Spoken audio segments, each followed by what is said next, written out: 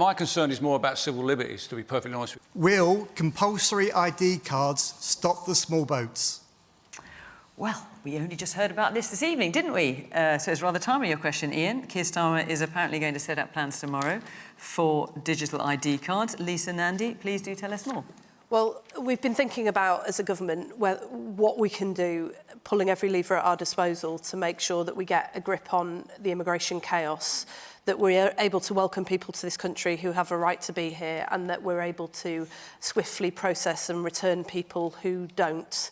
And I think many towns around the country have got really fed up with the levels of chaos that we've seen. In my town in Wigan, we have had a couple of asylum hotels open up. We've had a lot of HMOs being bought up to rent out to asylum seekers that have made life quite difficult for the local population. How will these digital ID cards work? Well, one of the things that we're thinking about is whether to introduce digital ID, and we think there is some merit in this. The Prime Minister will say a bit more about this tomorrow, but we think that they offer two benefits. The first is that they'll be able to make sure that people are able to prove their right to be here, to work here legally very easily, which will then help us to deal with the illegal economy and stop people being undercut at work. But we also think there might be big benefits as well for citizens. If you think about the way that the NHS app has developed in recent years, and now you're much more able to do things like make GP appointments online and access your medical records,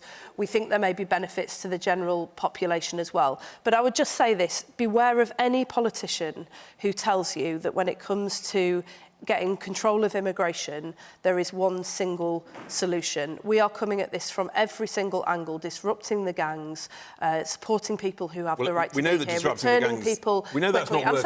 I'm sorry, Richard, but you know you've had a lot to say about this week, and it's a different story every single time. The truth is, beware these snake-oil salesmen so now you're jumping on a new bandwagon. That's just not true. I mean, we've deported more people under this government than Lisa, ever before. Can I just bring you back to the question about ID cards? Let me just, because we're obviously only just finding out about this.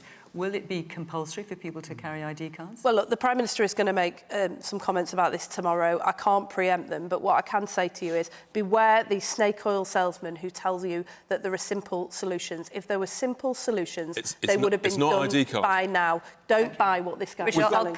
I'll come to you in a minute. Just let me go around the panel. Luke, is this something that the Conservative Party supports? Well, Ian's question was, is it going to solve it? No. Full stop. That's not going to solve it. I take a step back. Why are we having this debate tonight, of all nights, with an announcement made like this? There's something called in politics the dead cat theory. When you're not sure what to do, you throw a dead cat out to distract, because the Prime Minister's under pressure from the likes of Andy Burnham coming forward and putting pressure on him. This would be the perfect place to have this discussion in Parliament. Why are we not announcing this to Parliament? We've had the recognition of Palestine announced outside. This was planned by the government. They could have had scrutiny in Parliament, yet we don't. So I can't answer any of these questions because neither can Lisa. Lisa's come out here to defend it, and she's only found out that she's going to be doing it tonight. I mean, the leader of your party, Kemi Badenoch, says gives the impression she's not sure if it will work. Chris Philp seems to think it might have some merit. Do you think it will work? Well, this is why we need to explore it. I don't know. I genuinely don't know. OK, you don't know? Well, let me just ask that question, because we don't know, is it going to be access for NHS? What about digitally excluded people? Are they going to have them? I mean, it's a bizarre situation that Tony Blair put this forward back when he was in government, and then only last year, and now the new government has decided, actually, we like this, after voting against voter ID. So it seems very mixed. I don't quite understand where we're trying to get to. It's called a gimmick. Well, this has just come into the public domain today. Let's hear what our audience think about it. It's our first chance to do so. Yes, man there. If a digital ID card, how will it physically stop people coming to the shore? So, look, this is Great question. Well, I know, but I mean, don't listen to these two. I mean, this government presided over record levels of immigration and stopped processing asylum claims, which is why so many towns around the country have been dealing with what we've been seeing in recent days. That's the point that I'm making, is that there is no one single solution to this. I tell you what will stop people coming over on small boats if we disrupt the criminal gangs. That's why what we've done... How's that working out? 50,000, over 50,000 in your 12... first flight took off last week. In the last 14 months, sorry. You're up 40% this year alone. Smashing the gangs has encouraged the gangs. But it's a catastrophe. It hasn't encouraged the gangs. The first flight. Then why are the numbers up over 40% this calendar year, The first Lisa? returns to France happened last week. Brilliant. 3. So 50,000 in. And 3 out. Richard, let me just... No, wait a minute, because I want to hear a bit more from our audience. We know that slightly you off the guys subject here. find it hard to Man do there in the maths, check but shirt. that is just nonsense. Man there in the check shirt. In my opinion, I don't think it's going to stop immigration, but it's going to open doors to having ID cards on your phone without producing the thing. But it is going to open up fraud where people can create false apps and then it can be reproduced. So it defeats the purpose of bringing it on phones when we've already had cyber attacks that are happening now. And how do we not know they're going to happen to our phones? OK, man here. It's really interesting to sort of bring it up. I think it's only literally just been released, so how is anyone supposed to form sort of like a critical opinion on it, or say that it works or it doesn't work? The actual issue is sort of asylum and people coming in and people not processing claims. That is the problem. Absolutely. That's what needs to be solved. Munira. So, I'm a bit confused by your leader at his conference, because in the same speech he seemed to think it was a really bad idea. But on the other hand, he said, well, maybe we need to move the times and actually have ID cards. So we have put out a very clear statement this evening, because the reports that we're reading and hearing about this evening suggest the government is wanting to introduce a compulsory digital ID scheme. We have always been clear, and Ed has been clear, that the Liberal Democrats do not support a compulsory digital ID scheme. I don't think people in this country should be criminalised if they don't wish to hand over their personal and private data to the state in order to go about their daily lives. And we know this government's, or not just this government, every government has been pretty bad at handling and storing our personal data. As a member of the audience said, this is going to cost billions of pounds.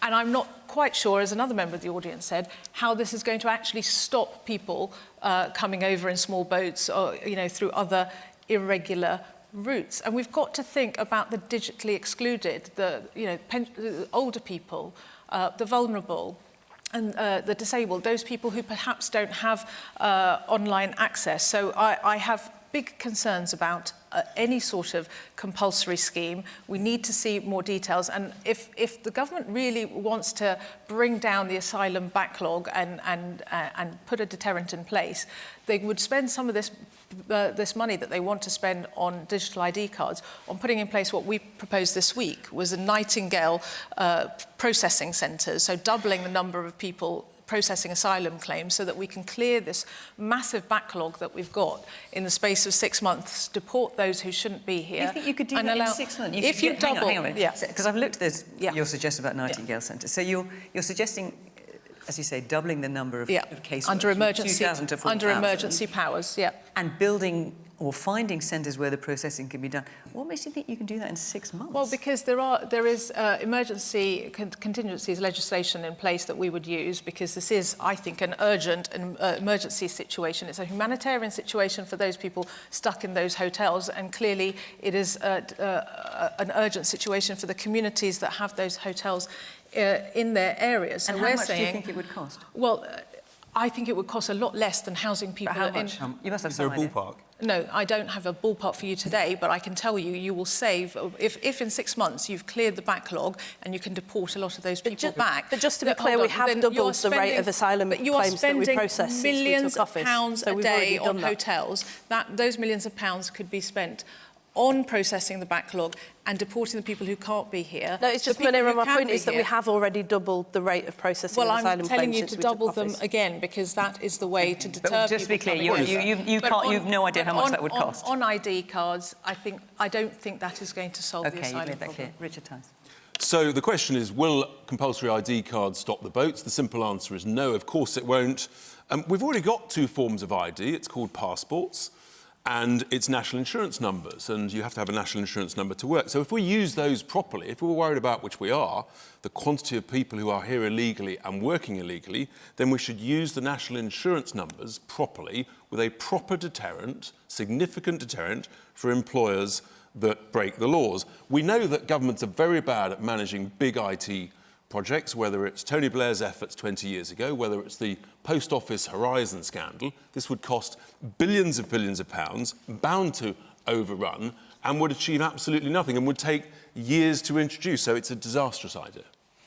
And they're in the blue sweater, or grey sweater, I think you've got on there, yeah. Doesn't this actually mean smaller government, which I would have thought would have appealed to you, Mr Tice, because we already have a number of IDs, you know, national insurance, driver's licence, passports, etc. Would it also deter people from coming to the UK on the basis that they would know that without this document they wouldn't be able to work in the kind of gig economy? Well, in theory, with national insurance numbers, you shouldn't be able to work without one of those, but that's not being properly enforced because there's not a proper deterrent. So no, it'll make no difference whatsoever. Those who want to come here illegally and work illegally, that's what they're doing. There has to be a proper deterrent. Man there in the anorak, yeah. Well, if I was an immigrant sitting over there in France, I'd be saying to myself, well, they're going to have ID cards. I better not go to England. Someone's having a laugh, isn't they? It's not going to work. It's a stupid idea. And I totally agree with the Nightingale Centres. We need to process these people. These are... So most of them are decent people. They're well educated. They've done well. They've travelled all the way across Europe to get here. So they've got to have some initiative. Let's get them in our workforce. Let's get them processed and get them working so they can pay back. Yeah. All right. Billy, will compulsory ID cards stop the small boats? No. I don't think, as the gentleman was saying there, I don't think they'll stop the small boats. But I'm concerned more... So when the French government, for example, I'm not saying if they're right or they're wrong, but one of their arguments is the pull factor of coming to the United Kingdom is that because we don't have ID cards, it's much easier to come over and then disappear into the employment black market. But they do have ID cards in France, don't they? Does it stop immigrants going there? I don't think it does it? No. My concern is more about civil liberties, to be perfectly honest with you. All of a sudden, it's put the whole problem onto us. We're going to be the people who have to be carrying these cards around. So if you're acting in a way that is not standard, the way people, the council or the police look at it, the chances are you're going to be stopped. Since the Equalities Commission said that trans women shouldn't use ladies' toilets, cis women are being confronted because they don't present in a traditional feminine way. They're being angrily confronted in ladies' toilets now. And I think this will be the same. Any person who doesn't look like a standard English person could be stopped by the police or the authorities, demand to produce their card. And even those people who do look like a standard English person, if we can decide what that is. Say you're going down to Euston one day and you get there to find that the authorities have closed the station because they're checking for illegal immigrants and everybody has to go through their system to get out of the railway station. This is the sort of society we're moving towards. I don't think we should do it. Woman there in the middle, in the dark top.